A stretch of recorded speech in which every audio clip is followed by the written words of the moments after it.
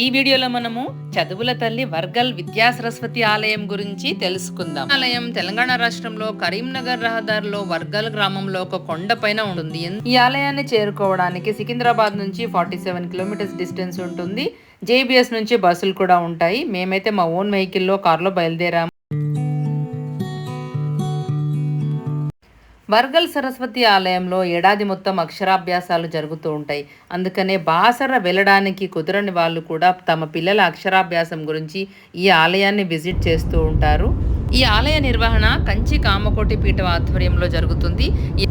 ఈ ఆలయ నిర్మాణానికి పునాది రాయి 1989లో వేయబడింది. తర్వాత 1992లో పుష్పగిరి పీఠాధిపతి విద్యా నరసింహ భారతి స్వామి ఆధ్వర్యంలో విగ్రహ ప్రతిష్ఠ జరిగింది. ఈ ఆలయంలో ఏడాది మొత్తం అక్షరాభ్యాసాలు జరుగుతాయి కాబట్టి చాలామంది నగరానికి దగ్గరలో ఉండడం వల్ల తమ పిల్లల అక్షరాభ్యాసానికి ఇక్కడికి వెళ్తూ ఉంటారు. పిల్లలు స్కూల్కి వెళ్ళే ముందు రోజు కూడా ఈ ఆలయాన్ని దర్శించి సరస్వతీ మాత ఆశీర్వాదం తీసుకుంటారు. మనమైతే వచ్చేసింది, కొండపైన కనిపిస్తూ ఉంది కదా గుడి. బయట 10 అడుగుల ఎత్తులో సరస్వతీ మాత విగ్రహం చాలా ఆకర్షణీయంగా కనిపిస్తుంది. వాతావరణం కూడా ఇక్కడ చాలా ఆహ్లాదకరంగా ఉంటుంది. ఈ టెంపుల్కు చాలామంది అమ్మవారి నక్షత్రం మూలా నక్షత్రం కాబట్టి ఆ రోజు వస్తుంటారు. అమ్మవారి యొక్క జన్మదినమైన వసంత పంచమి రోజు కూడా ఎక్కువగా రద్దీ ఉంటుంది.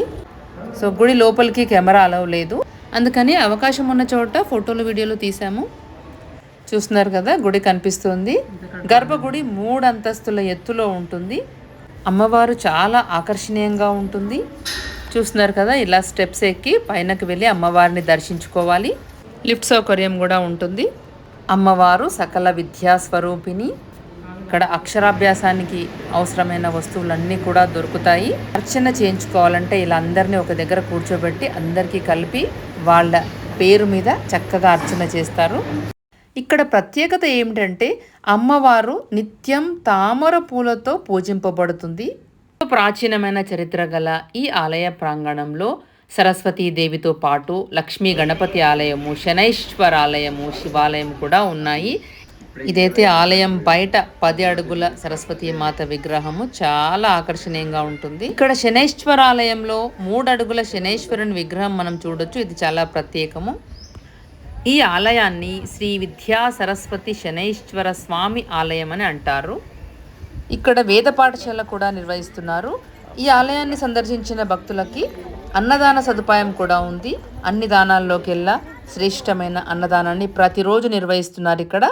ఇంతటి మహత్తర అన్నదాన కార్యక్రమానికి ఎవరైనా కూడా తమ వంతు సహాయంగా చేయూతనివ్వచ్చు, ఎంతో కొంత డొనేట్ చేయొచ్చు. మేమైతే చక్కగా దర్శనం చేసుకున్నాము. దర్శనం తర్వాత ఇక్కడ వేడి వేడి అన్నం పప్పుతో భోజనం కంప్లీట్ చేశాము. ఎంతో ఓపికగా ఇక్కడికి వచ్చిన భక్తులకి అన్నదానం నిర్వహిస్తున్నారు. మేము కూడా నిత్యం జరిగే ఈ అన్నదాన కార్యక్రమానికి కంట్రిబ్యూట్ చేశాము.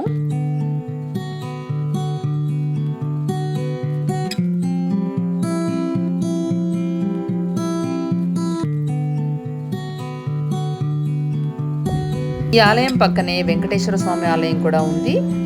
ఈ ఆలయాలన్నింటినీ చక్కగా విజిట్ చేయొచ్చు.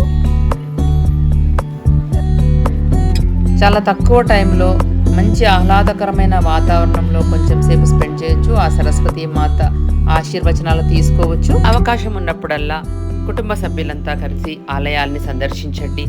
ఇలాంటి ఆలయాలను సందర్శిస్తూ ఉంటే పిల్లల్లో కూడా చక్కగా పాజిటివ్ వైబ్స్ ఉంటాయి. చదువు మీద శ్రద్ధ పెరుగుతుంది. మీకు ఈ వీడియో నచ్చితే లైక్, షేర్, సబ్స్క్రైబ్ తప్పకుండా చేయండి. Follow for more.